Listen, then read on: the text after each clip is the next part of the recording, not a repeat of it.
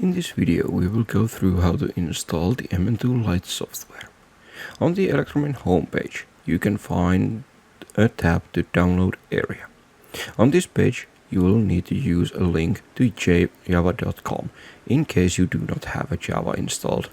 Just follow the two download buttons to get the installation file.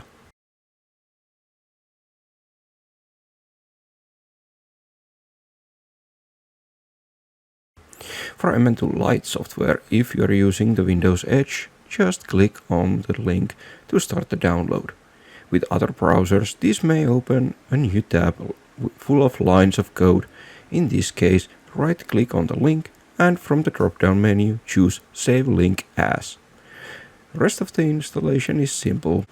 Just remember the installation order. Installing Java is simple. Just press install, wait for the load line, and close once it informs you that the installation is complete.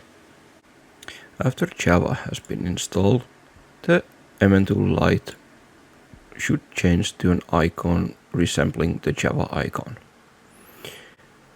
Now it is ready to be installed. The installer will ask you to connect a USB adapter, which refers to EM328 interface unit series.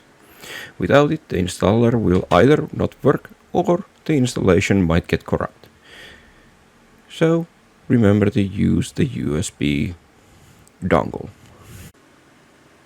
Rest of the install is simple. Just agree to the license, keep pressing next, and at the end of the installation, make sure to only close the window when it says OK and the status is saying that the installation was successful.